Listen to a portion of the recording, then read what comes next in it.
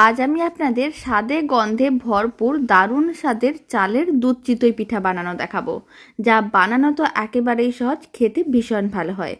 এইভাবে একদিন হলেও দুধ চিতই পিঠার রেসিপি বাড়িতে বানিয়ে দেখতে পারেন।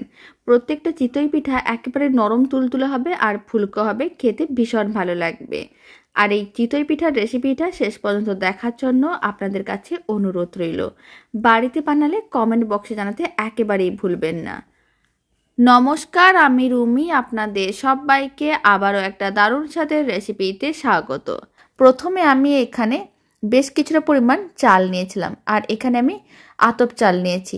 গোবিন্দভোগ চাল দিয়ে পিঠেটা বানাচ্ছি, এতে স্বাদ ও গন্ধ দুটোই খুবই ভালো আসবে, তবে আপনারা যে কোনো ধরনের আতপ চাল নিতে পারেন। এখানে প্রায় 350 গ্রামের মতন চাল নিয়েছিলাম। চালগুলোকে 2 ঘন্টার মতন জলে ভিজিয়ে রেখেছিলাম।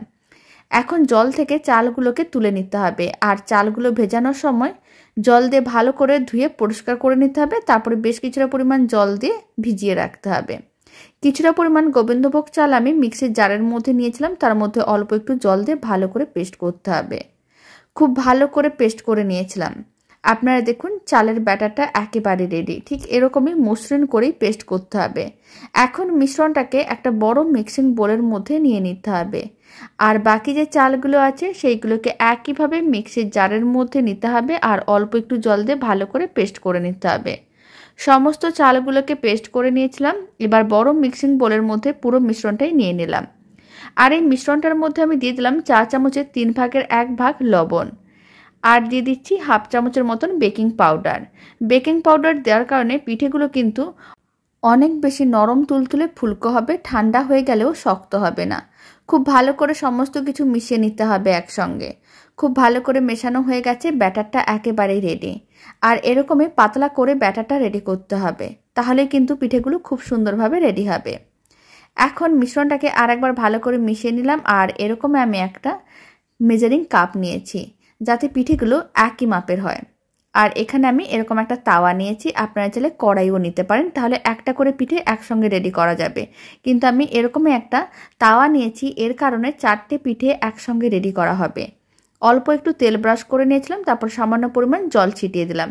ফ্লেমটা মিডিয়াম টু হাইতেই রাখতে হবে। আর আমি যে মিশ্রণটা রেডি করে রেখেছি সেখান থেকে এইভাবে কিছুটা করে মিশ্রণ নিতে হবে, আর তাওয়ার মধ্যে দিয়ে দিতে হবে। আপনারা কড়াইতে বানালে কিছুটা করে মিশ্রণ দিয়ে একটা করে পিঠে একসঙ্গে রেডি করতে পারবেন। অনেকগুলো পিঠে কিন্তু রেডি করা যাবে না, আর না হলে চিতই পিঠের ছাঁচ থাকলেও ছাঁচেও পিঠেগুলো রেডি করতে পারেন। এখন আমি ঢাকনাটা বন্ধ করে দিচ্ছি। 3 মিনিট এইভাবে মিডিয়াম টু হাই ফ্লেমে রেখে দেবো। 3 মিনিট হয়ে গেছে, এবার ঢাকনাটা খুলে নেব, আর ফ্লেমটা এখন লোতে করে দিলাম, নাহলে পিঠের উল্টো দিকগুলো কিন্তু পুড়ে যেতে পারে। এবার একটা হাতা নিতে হবে, হাতাটা নিয়ে এইভাবে একটু দেখে নিতে হবে। আপনারা দেখুন পিঠেগুলো তাওয়ার থেকে আলাদা হয়ে যাচ্ছে, তার মানে বুঝে নিতে হবে পিঠে একেবারেই রেডি। আর পিঠেগুলো বেশ ফুলকো হয়েছে, দেখেও বোঝা যাচ্ছে।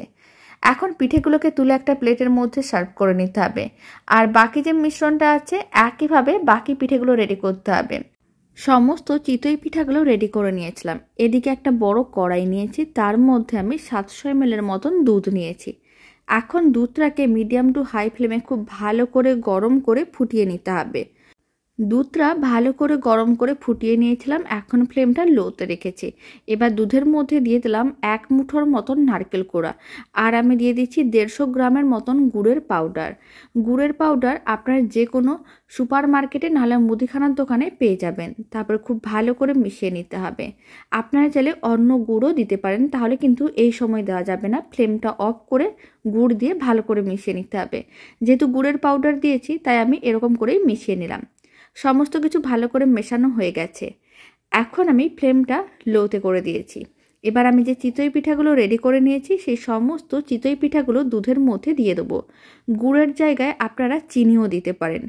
পিঠেগুলো এইভাবে এক একটা করে দিয়ে দিতে হবে, আর মিডিয়াম ফ্লেমে এইভাবে 2 থেকে 3 মিনিট পিঠেগুলোকে দুধের মধ্যে রান্না করে নিতে হবে। তারপরে ফ্লেমটা অফ করে পিঠেগুলোকে এইভাবে গরম দুধের মধ্যে 3 ঘন্টার মতন রেখে দিতে হবে। এতে পিঠেগুলো ভালো করে দুধটা সোক করে নেবে, আর পিঠের কালারটাও চেঞ্জ হয়ে যাবে। তখনই বুঝে নিতে হবে পিঠেগুলো রেডি হয়ে গেছে। 3 ঘন্টা এইভাবে রেখে দিয়েছিলাম। আপনারা দেখুন পিঠেগুলো কালারটা কিন্তু চেঞ্জ হয়ে গেছে আর দুধটাও ভালো করে সোক করে নিয়েছে, দেখেও বোঝা যাচ্ছে। এবার আমি কয়েকটা পিঠেকে একটা ছোট্ট প্লেটের মধ্যে নিয়ে নিচ্ছি আর পিঠেটা কেটেও দেখিয়ে দিচ্ছি ভেতরটা কত সুন্দরভাবে রেডি হয়েছে। বাড়িতে এইভাবে দুধ চিতই পিঠার রেসিপি বানালে কমেন্ট বক্সে জানাতে একেবারেই ভুলবেন না খেয়ে আপনাদের কেমন লাগলো। এখানে আমি গোবিন্দভোগ চাল দিয়ে দুধ চিতই পিঠাগুলো বানিয়েছি, এর স্বাদ ও গন্ধ দুটোই খুবই ভালো আসবে। দারুণ স্বাদের দুধ চিতই পিঠার রেসিপিটা শেষ পর্যন্ত দেখার জন্য অসংখ্য ধন্যবাদ। ভালো লেগে থাকলে আপনারা যদি ফেসবুক থেকে রেসিপিটা দেখছেন পেজটিকে ফলো করে নেওয়ার অনুরোধ রইল। ইউটিউব থেকে দেখলে চ্যানেলটি সাবস্ক্রাইব করে নেওয়ার অনুরোধ রইল। পাশে থাকা বেল আইকনটি প্রেস করে নেবেন নতুন রেসিপির আপডেট সবার আগে পাওয়ার জন্য। তো চলুন ভিডিওটা আমি এখানে শেষ করছি। আপনারা সবাই ভালো থাকবেন, সুস্থ থাকবেন। আপনাদের সঙ্গে আবার নতুন রেসিপি নিয়ে দেখা হচ্ছে।